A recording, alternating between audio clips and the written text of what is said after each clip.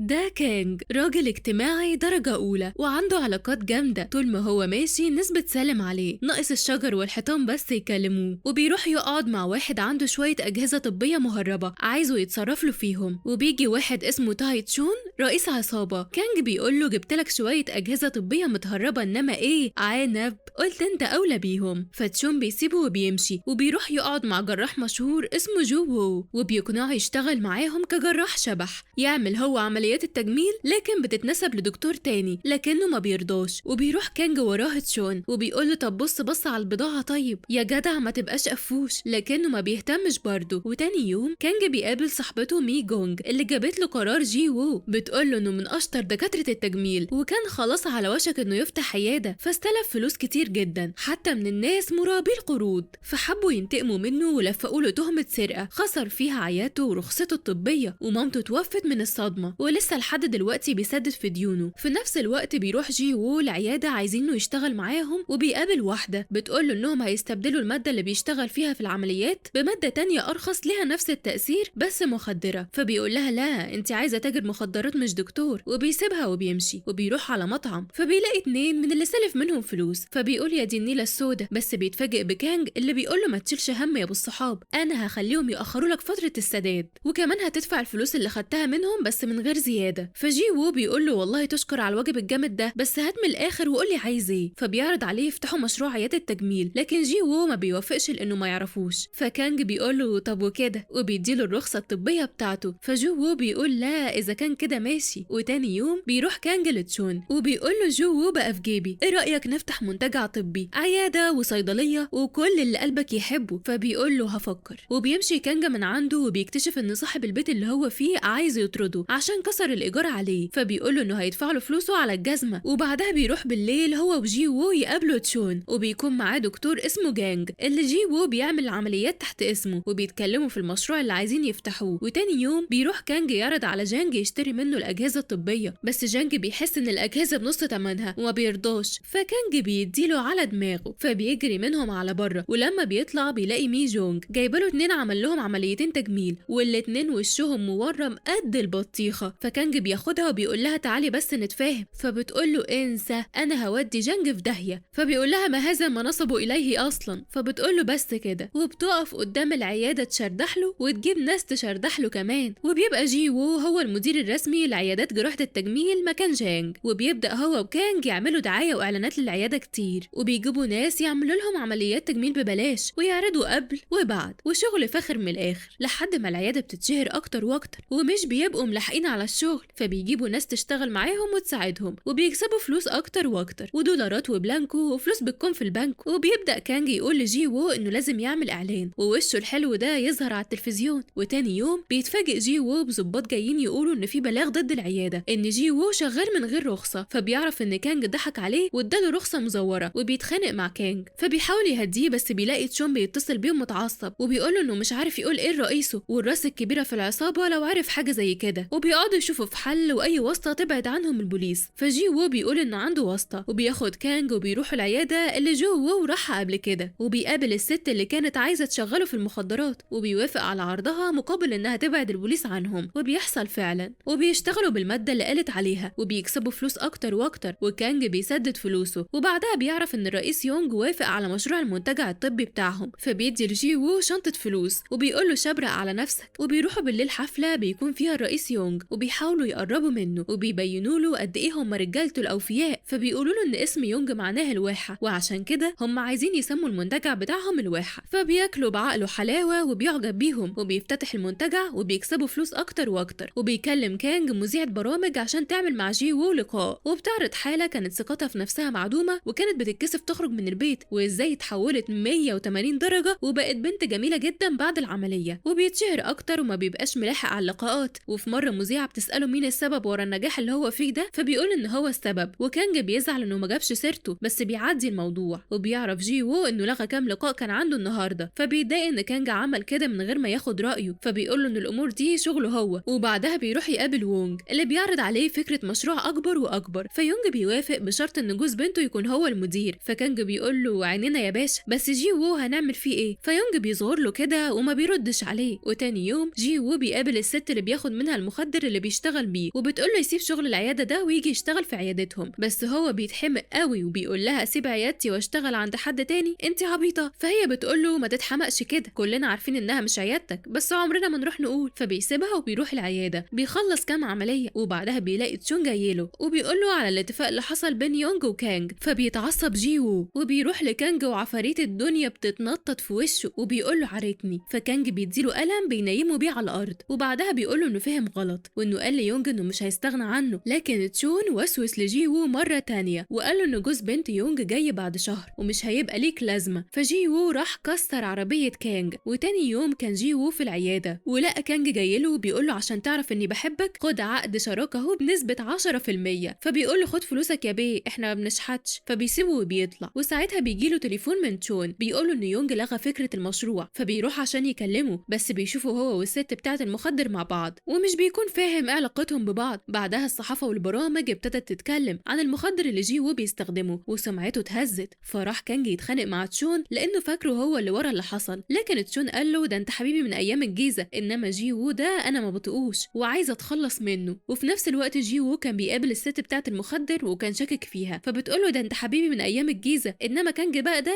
اللي ما بطيقهوش. وبتقترح عليه يجيب دفتر الحسابات اللي ماسكه كانج عشان ينتقموا منه. ولما بيروح بيجيبه لها من الخزنة بيتفاجئ بالدنانير والبلانك فبيتضايق منه اكتر وبيروح يدي للست الدفتر وبتسرب الست شوية اخبار تودي كانج في داهية. فبيقرر كانج هو كمان ينتقم من جي وو وبيطلع عليه اشاعات ان البنت اللي جي وو عمل لها عملية وطلعت في البرنامج العملية سابت لها اثار جانبية كتير والبنت عايزة تنتحر، والاتنين بقى مطلوب القبض عليهم. وجي وو بيهرب من الناس والصحافة اللي بتطارده بالعافية. بعدها كانج بيربط الاحداث ببعض وبيفتكر انه شاف تشون والست بتاعة المخدر مع بعض. فبيروح المكان اللي عارف انهم بيسهروا فيه وبيعمل نفسه ظابط عشان يشوف كاميرات المراقبة. وساعتها بيشوف تشون والست وكمان صاحبته مي جونج وهم قاعدين مع بعض وبيعرف انهم رباطية ومتفقين يوقعوه هو وجي وو مع بعض. وفي نفس الوقت صاحب البيت بيكلم كانج تاني عشان يكمل باقي الفلوس اللي عليه. فبيروح الخزنة عشان يجيب له فلوس. بيتفاجئ بجي وو هناك ودالق بنزين على المكان وماسك ولاعة وحالف لا يولع في المكان. فبيحاول كانج يشرح له بس مفيش فايدة. فبيوريله الكاميرات وتسجيلات تشون والست ومي جونج وان ده كله لعبة ملعوبة عليهم. فلسه هيقول له يا حبيبي يا كانج وانا اللي فاكرك واطي، بيتلسع والولاعة بتقع منه والنار بتوصل لأنبوبة غاز وبيتفجر المكان وبيغمى عليهم. ولما بيفوق كانج بيلم شوية فلوس لسه ما اتحرقتش وبيشيل جي وو وبيطلع من النار. واول ما بيطلعوا بيتقبض عليهم وبيتقبض كمان على تشون والست ومي جونج. وبعد 4 سنين بيطلع جي وو من السجن وبيلاقي ان عيادات التجميل انتشرت في البلد وبقت اكتر من السوبر ماركت